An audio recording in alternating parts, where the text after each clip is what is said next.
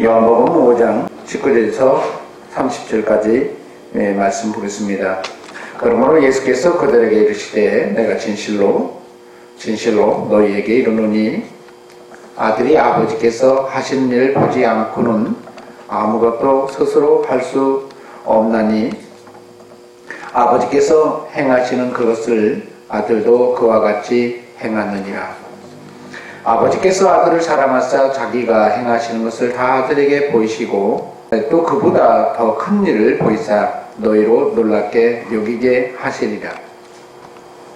아버지께서 죽은 자들을 일으켜 살리신 같이 아들도 자기가 원하는 자들을 살리느니라. 아버지께서 아무도 심판하지 아니하시고 심판을 다 아들에게 맡기셨으니 이는 모든 사람으로 아버지를 공경하는 것 같이 아들을 공경하게 하려 하심이라. 아들을 공경하지 아니하는 자는 그를 보내신 아버지도 공경하지 아니하느니라. 내가 진실로 너희에게 이르노니 내 말을 듣고 또 나 보내신 이를 믿는 자는 영생을 얻었고 심판에 이르지 아니하나니 사망에서 생명으로 옮겼느니라. 진실로 너희에게 이르노니 죽은 자들이 하나님의 아들의 음성을 들을 때가 오나니 곧 이때라. 듣는 자는 살아나리라. 아버지께서 자기 속에 생명이 있음같이 아들에게도 생명을 주어 그 속에 있게 하셨고 또 인자됨으로 말미암아 심판하는 권한을 주셨느니라. 이를 놀랍게 여기지 말라. 무덤 속에 있는 자가 다 그의 음성을 들을 때가 오나니 선한 일을 행하는 자는 생명의 부활로 악한 일을 행하는 자는 심판의 부활로 나오리라. 내가 아무것도 스스로 할 수 없노라. 듣는 대로 심판하노니 나는 나의 뜻대로 하려 하지 않고 나를 보내신 이의 뜻대로 하려 함으로 내 심판은 의로우니라. 아멘. 오늘 요한복음 5장은 사실은 우리에게 있어서 예수를 믿는 사람에게 있어서 대단히 중요한 신앙의 핵을 부어주는 장이다라고 저는 그렇게 생각을 합니다. 많은 사람들이 요한복음 1장에 보면 예수 그리스도를 영접하면 하나님의 자녀가 된다 이렇게 알고 있잖아요. 그죠? 이렇게 알고 있습니다. 영접하면 하나님의 자녀가 되는 건 맞죠. 자녀가 되는 권세를 주었으니까 되어지는 거죠. 근데 그것을 구체적으로, 실질적으로, 더 확실하게 드러내준 것이 저는 이 본문이라고 생각을 해요. 오늘 본문은 사실은 이 베데스다에 있는 38년 된 병자를 고쳐준 이 사건으로 말미암아 오늘 본문을 얘기하고 있는 것입니다. 그래서 이 사건을 통해서 예수 그리스도는 우리가 예수 그리스도를 힘입어서 영생을 얻고 생명을 얻고 또 이 땅에서 풍성케 되어지기를 원하시기 때문에 오늘 지속적으로 얘기를 하고 계세요. 오늘 본문 보면 5장 19절에 이렇게 표현해요. 그러므로 예수께서 그들에게 이르셨다. 그러므로 그들에게 이르셨다. 그럼 그러므로 그들에게 이르셨다는 그것을 보면 무엇 때문일까라고 보면 사실은 이 베데스다의 못에 있는 38년 된 병자를 고쳐주는 이 사건을 통해서 얘기를 하면서 예수 그리스도께서 자기 자신을 드러냅니다. 뭐라고 표현하냐면 예수님께서 내 아버지께서 이제까지 일을 하시니까 나도 일한다. 예수 그리스도께서 하나님 아버지에 대해서 최초로 드러내요. 무슨 얘기냐면 내 아버지. 사람들 앞에 자신의 아버지라고 드러내는 겁니다.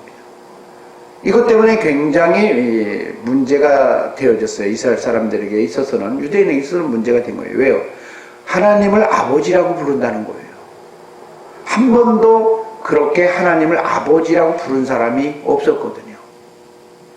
성경에 보면 모세도 하나님을 여호와라고 부르다 이렇게 표현했죠. 하나님이라고 부르셨지 아버지라고 부른 적이 없어요.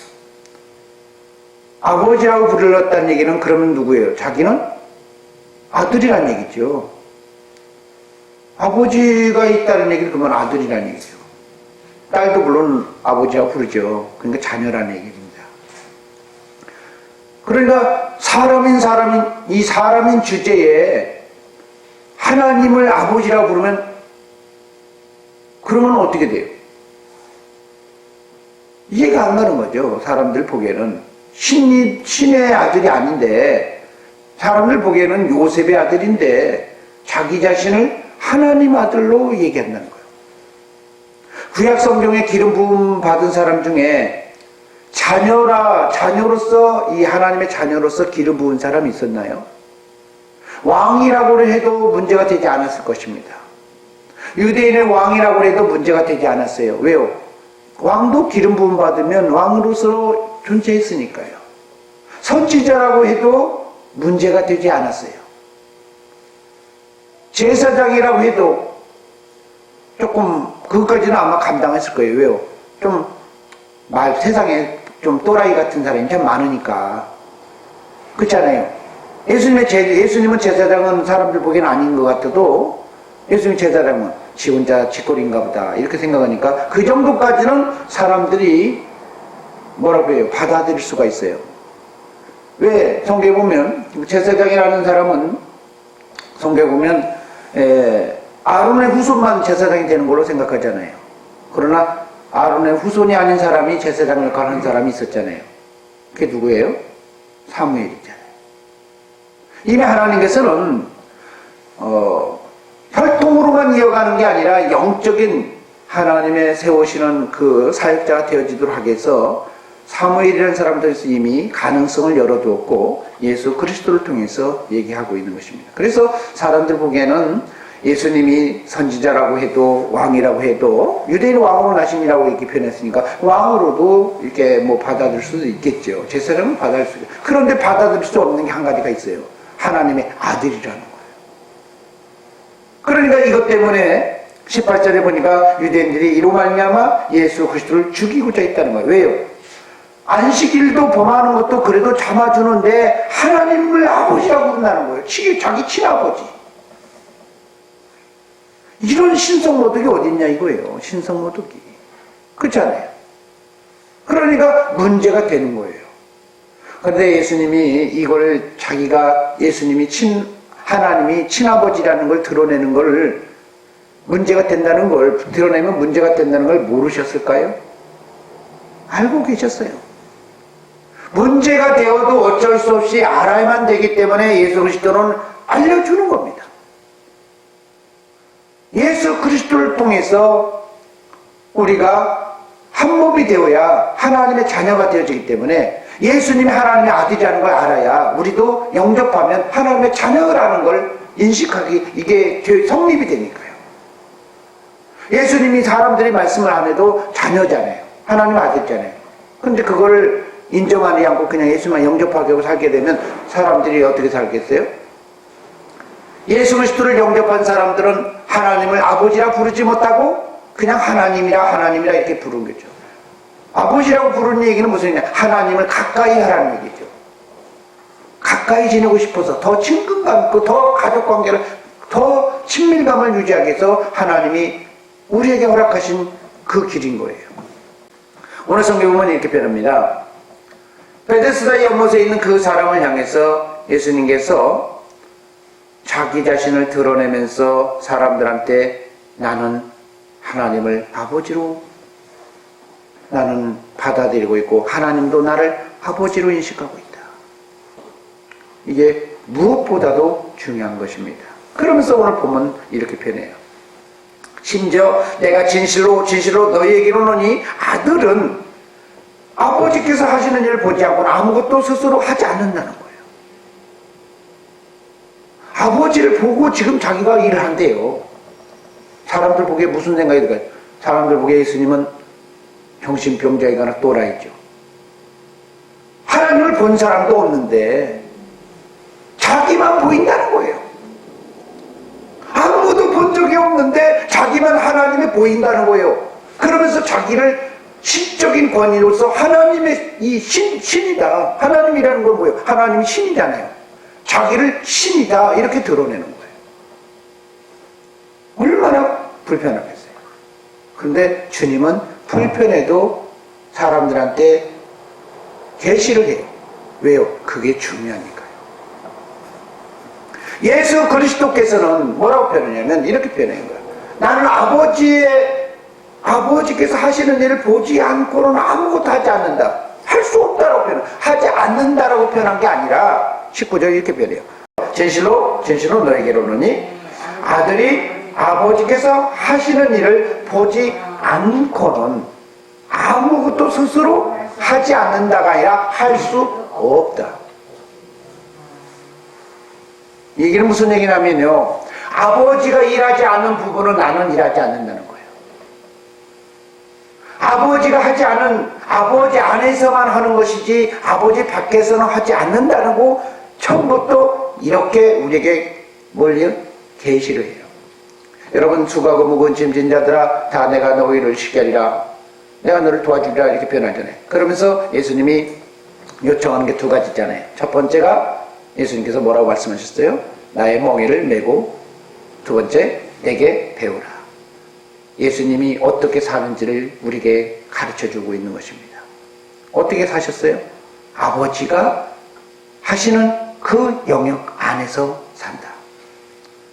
아버지가 하시는 영역 안에서 밖에서 사는 것이 아니라 아버지가 하시는 그 삶의 영역 안에서만 산다는 거예요. 그렇기 때문에 아들을 사랑한다는 거예요. 여러분이 요한복음의 3장에도 얘기하지만 아들을 사랑하는 이유가 뭐냐? 아버지의 계명을 지키기 때문에 하나님 아버지가 예수를 사랑한다는 겁니다.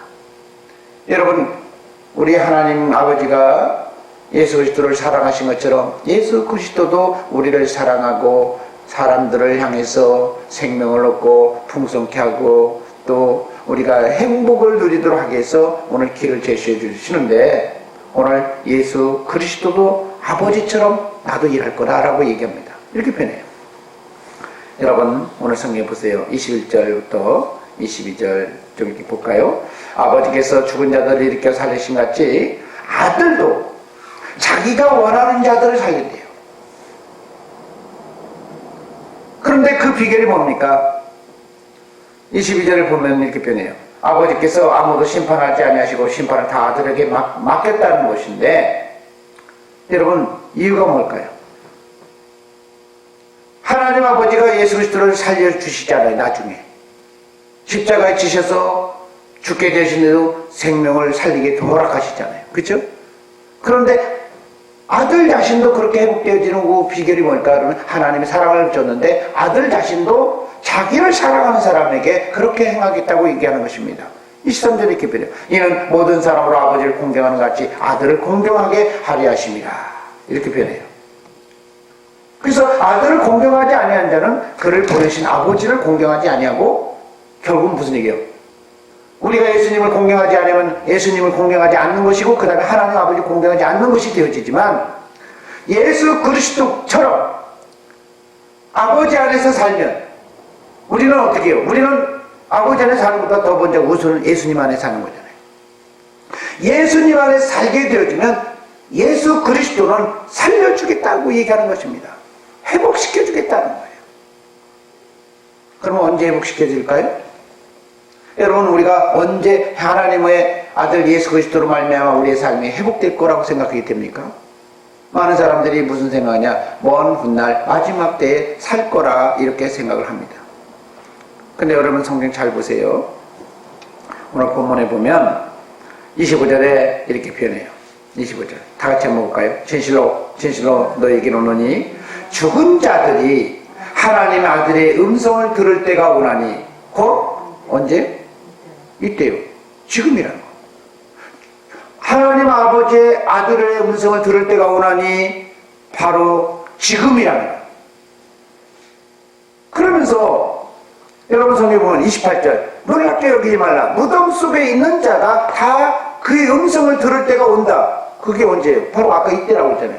그 사람은 어떤 사람? 29절 생명의 음성을 듣고 하는 사람들은 선한 일을 행하는 자는 생명의 부활로 주님께 나오겠다, 이렇게 표현합니다. 이거를 우리는 무슨 생각하냐? 먼 훗날 나중에 일어날 거라고 생각하지만 주님이 말씀하시기를 바로 지금이다라고 얘기하는 거예요. 예수 그리스도께서 말씀하시는 그 순간 그 음성을 듣고 순복하면서 그리스도의 삶에, 그리스도 안에서 우리가 삶을 살게 되면 지금 그 순간 우리는 생명의 부활로 나아온다는 거예요. 여러분 계시록에 보면요, 예수를 믿는 사람들, 예수를 영접하면 둘째 사망이 없잖아요. 둘째 사망이 없다고 표현하잖아요. 왜 그럴까요? 이미 영접하는 그 순간, 주님 안에서 말씀을 듣고 살아있는 순간 우리는 생명의 부활로 영접하는 그 시점에 죽은 자 가운데서 살아나는 그 시작이 되어버려요. 현장, 이게 뭐냐, 이 탄생이 되어지는 시간이라는 거예요. 우리가 그래서 예수 그리스도를 영접하고 예수님의 주시는 음성을 듣고 살게 되어지면 우리의 삶이 생명의 부활로 나와버렸기 때문에 심판이 없다는 거예요. 그래서 우리가 중요한 게 있습니다. 예수 그리스도께서 이렇게 표현하죠. 오늘 예수님께서는 많은 일들을 하시고 하실 수 있다고 표현합니다. 20절 한번 볼까요? 아버지께서 아들을 사랑하사 자기가 행하는 것을 다 아들에게 보이시고 또 그보다 더 큰 일을 보이사 너희로 놀랍게 여기게 하셨다. 여러분, 예수 그리스도가 모든 삶의 현장 속에서 아주 놀라운 기사와 이적을 행한 이유가 뭐라고요? 이유가 뭐라고 이렇게 표현하잖아요. 아들을 사랑해서 아들이 그 안에서 하나님의 힘이, 하나님의 능력을 힘입어서 이 놀라운 일을 행했다라고 얘기합니다. 그런데 예수님이 우리에게 이런 말씀하셨어요. 나를 믿는 너희는 나보다도 더 큰 일을 하리라. 그럼 그 큰 일은 언제예요? 천국에 가서예요? 그 큰 일은 언제 있어요? 우리는 천국에 가서 할 거라고 생각하는데 그게 아니에요. 바로 저와 여러분이 예수 그리스도로 말미암아 사망에서 생명으로 옮겨지고 주의 음성을 따라서 주님 안에서 살게 되어지면 하나님의 능력 때문에 주님이 천멸왕국을 지금 통치하고 있는 이 시대에 우리가 예수님 때문에 우리도 똑같은 기사와 이적과 놀라운 능력들이 우리의 삶 속에서 나타날 수 있다라고 얘기하는 것입니다. 오늘 성경에서 이렇게 표현해요. 우리에게 하나님이 우리에게 놀라운 길을 제시했어요. 예수님께서 이렇게 표현하는, 내가 곧 길이요 진리요 생명이다. 여러분, 힘들고 어려우면 우리는 언제 해결받기를 원해? 지금 해결받기를 원하는데 지금이라는 이때를 모른다는 거예요. 여러분, 요한복음 11장에 보면 마리아가 예수님한테 기별을 합니다. 우리 동생이 죽게 되었으니까 좀 살려주십시오. 근데 예수님이 딴 데 가버렸잖아요. 다른 방향으로 정반대 가다가 죽고 나서 한참 있다가 그때서야 찾아옵니다. 그때 마르다가 이런 고백을 해요. 좀 일찍 오셨으면 내 동생은 안 죽었을 텐데, 오라비는 안 죽었을 텐데, 오라비가 동생인지 밑에인지는 모르겠지만 우리 두 가지 이해가시죠? 그 사람이 나사로는 안 죽었을 텐데 이렇게 표현합니다. 그렇지만 지금이라도 주님께서 역사하시면 마지막 때에 살 거라 얘기 표현해요. 그러니까 주님이 뭐라고 그래? 그렇게 네가 믿는다면 어떻게 한다는 거예요? 살리라. 나는 부활이요 생명이니 나를 믿는 자는 죽어도 살겠고 살아서 나를 믿는 자는 뭘 봐요? 하나님의 나라를 경험하는 거죠. 그래서 살리러 무덤으로 가는 것입니다.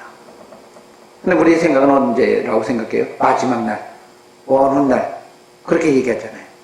예수님이 무덤을 열려가지고 나서 살리라니까, 아니 이미 썩어서 지금 부패가 된데 지금 손대면 안 돼요. 나중에 살리셔야 돼요. 이렇게 말해요. 사실은 그 전에 왜 예수님한테 기별했어요? 지금 살리려고 했잖아요.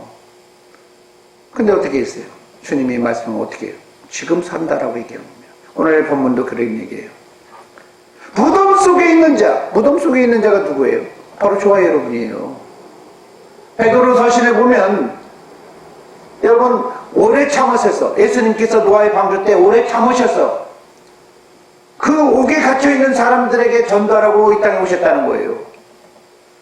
예수 그리스도께서 이 땅에 오셔가지고 지금 사역해서 주의 음성을 들으면, 오늘 성경이 말씀하시길, 오늘 주의 음성을 들으면 무덤 속에 있는 자가 주의 음성을 듣고 말씀대로 움직이면 살아나리라는 거예요. 근데 많은 사람들이 선입관이 있어요. 내가 가지고 있는 기준 때문에 못 살아난다는 거예요. 왜요? 성경에 보면 이렇게 변합니다. 오늘 18절 5장 18절 보세요. 유대인들이 이로 말미암아 더욱 예수를 죽이고자 하는 첫째는 뭐예요? 안식일을 범했다. 안식일이 뭐예요? 율법에 안식일 거룩히 지키라고 그러니까 안식일 지키는 것 때문에 살아나면 안 된다고 생각하는 거예요.